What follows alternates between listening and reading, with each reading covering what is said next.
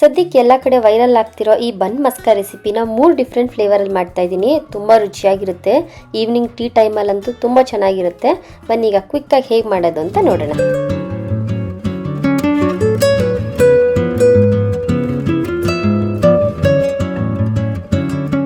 ಮೊದಲಿಗೆ ಚಾಕ್ಲೇಟ್ ಬನ್ ಮಸ್ಕಾ ಮಾಡ್ತಾ ಇದ್ದೀನಿ. ನಾನಿಲ್ಲಿ ಮೊದಲಿಗೆ 1 ಕಪ್ಪಲ್ಲಿ ಒಂದು ಸ್ವಲ್ಪ ಆಗುವಷ್ಟು ಬೆಣ್ಣೆ ತಗೋತಾ ಇದ್ದೀನಿ. ಬೆಣ್ಣೆನ ಫ್ರಿಡ್ಜಿಂದ ತೆಗೆದು ರೂಮ್ ಟೆಂಪ್ರೇಚರಲ್ಲಿ ಇಟ್ಕೊಂಡಿರಿ. ಒಂದು ಸ್ವಲ್ಪ ತಗೋತಾ ಇದ್ದೀನಿ ಬಿಕಾಸ್ ನಾನು ಒಂದೇ ಒಂದು ಬನ್ನಿಗೆ ಮಾಡ್ತಾ ಇರೋದು. 3 ಡಿಫ್ರೆಂಟ್ ಫ್ಲೇವರ್ ಮಾಡ್ತಾ ಇದ್ದೀನಲ್ಲ, ಅದಕ್ಕೆ ಸ್ವಲ್ಪ ಆಗುವಷ್ಟು ಬೆಣ್ಣೆ ಮತ್ತು ಇದಕ್ಕೇನೆ ಈಗ ನಾನು ಸ್ವಲ್ಪ ಕಂಡೆನ್ಸ್ಡ್ ಮಿಲ್ಕ್ ಹಾಕೋತಾ ಇದ್ದೀನಿ. ಅಂದರೆ ಚಾಕ್ಲೇಟ್ ಫ್ಲೇವರ್ ಕಂಡೆನ್ಸ್ಡ್ ಮಿಲ್ಕ್ ಹಾಕೋತಾ ಇದ್ದೀನಿ.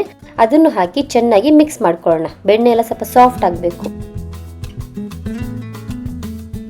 ಬೆಣ್ಣೆ ಕಂಡೆನ್ಸ್ಡ್ ಮಿಲ್ಕು ಎಲ್ಲ ಮಿಕ್ಸ್ ಮಾಡ್ಕೊಂಡಿದ್ದಾದ್ಮೇಲೆ ಫ್ರೆಶ್ ಆಗಿರೋದು ಒಂದು ಬನ್ ತೊಗೊಂಡು ಮಧ್ಯದಲ್ಲಿ ಕಟ್ ಮಾಡಿ ನಾವು ರೆಡಿ ಮಾಡಿ ಇಟ್ಕೊಂಡಿದ್ದೀವಲ್ಲ ಬಟರ್ ಮಿಕ್ಸು, ಅದನ್ನೆಲ್ಲ ನೀಟಾಗಿ ಎರಡು ಕಡೆನೂ ಈವನ್ ಆಗಿ ಸ್ಪ್ರೆಡ್ ಮಾಡಿ ಸ್ವಲ್ಪ ಮೇಲ್ಗಡೆನೂ ಸೈಡಲ್ಲೆಲ್ಲ ನಾವು ಕಟ್ ಮಾಡಿರ್ತೀವಲ್ಲ ಆ ಜಾಗ ಕೂಡ ಬೆಣ್ಣೆ ಎಲ್ಲ ಹಚ್ಚಿ ತಿಂದರೆ ಸಖತ್ತಾಗಿರುತ್ತೆ.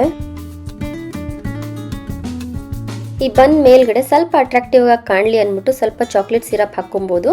ಇಲ್ಲಾಂದರೆ ಕಂಡೆನ್ಸ್ಡ್ ಮಿಲ್ಕ್ನೇ ಈ ರೀತಿ ಸ್ಪ್ರೆಡ್ ಮಾಡಿಕೊಂಡ್ರೆ ಆಗುತ್ತೆ.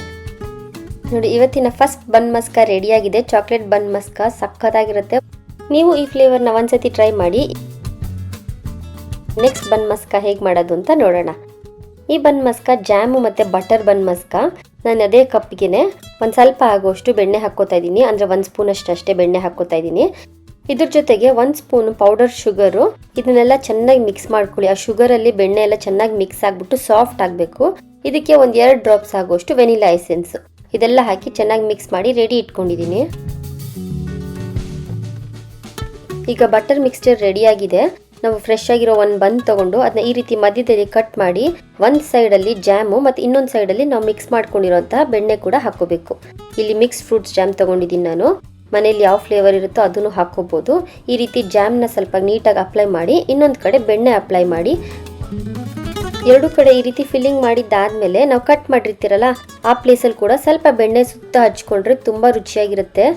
ಈ ಬನ್ ಮಸ್ಕಾ ಅಂತೂ ತುಂಬ ರುಚಿಯಾಗಿರುತ್ತೆ. ಮಕ್ಕಳು ಸಿಕ್ಕಾಪಟ್ಟೆ ಇಷ್ಟಪಡ್ತಾರೆ. ಖಂಡಿತವಾಗ್ಲೂ ಮಿಸ್ ಮಾಡ್ಕೋಬೇಡಿ, ಒಂದ್ಸತಿ ಟ್ರೈ ಮಾಡಿ. ಇವಾಗ ಮಾಡಿರೋ 2 ಬನ್ ಮಸ್ಕಾಗಿನ ಸ್ವಲ್ಪ ಡಿಫ್ರೆಂಟ್ ಆಗಿದೆ ಇದು. ನಾವು ಮಾಡಿರೋ ಬನ್ ಮಸ್ಕಾನ ಕಾಫಿ ಅಥವಾ ಟೀಯಲ್ಲಿ ಡಿಪ್ ಮಾಡ್ಕೊಂಡು ತಿನ್ಬೋದು. ಇಲ್ಲಾಂದರೆ ಈ ರೀತಿ ಬಾದಾಮ್ ಹಾಲು ಕೂಡ ಹಾಕೊಂಡು ತಿನ್ಬೋದು. ಒಂದ್ಸತಿ ನೀವು ಖಂಡಿತವಾಗ್ಲೂ ಟ್ರೈ ಮಾಡಿ. ತಗೊಂಡಿರೋ ಫ್ರೆಶ್ ಬನ್ಗೆ ಮಾಮೂಲಿ ಏನು ಮಿಕ್ಸಿಂಗ್ ಇಲ್ಲ. ಫ್ರೆಶ್ ಬಟರ್ ಇರುತ್ತಲ್ಲ, ರೂಮ್ ಟೆಂಪ್ರೇಚರಲ್ಲಿರೋ ಬಟರ್ನ ನೀಟಾಗಿ 2 ಕಡೆ ಅಪ್ಲೈ ಮಾಡ್ಕೊಳ್ಳಿ.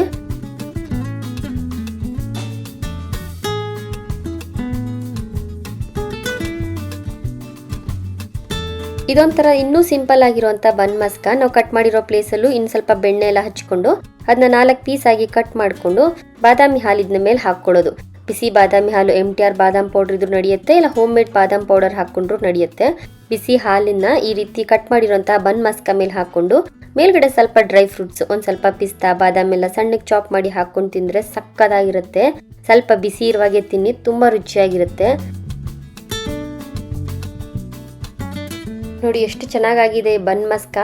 ಕಾಫಿ ಟೀಯಲ್ಲಿ ಡಿಪ್ ಮಾಡ್ಕೊಂಡು ತಿನ್ನೋದ್ರ ಜೊತೆ ಈ ರೀತಿನೂ ಒಂದ್ಸತಿ ಟ್ರೈ ಮಾಡಿ. ತುಂಬ ರುಚಿಯಾಗಿರುತ್ತೆ. ಬಟ್ ಎಲ್ಲರೂ ಕೂಡ ತುಂಬ ಇಷ್ಟಪಡ್ತೀರಾ. ಹೇಗನ್ನಿಸ್ತು ನಿಮಗೆ ಇವತ್ತಿನ ಈ 3 ಡಿಫ್ರೆಂಟ್ ಆಗಿರುವಂತಹ ಬನ್ ಮಸ್ಕಾ ರೆಸಿಪಿ? ಇಷ್ಟ ಆದರೆ ಲೈಕ್ ಮತ್ತು ಶೇರ್ ಮಾಡೋದು ಮರಿಬೇಡಿ. See you in the next video. Thank you.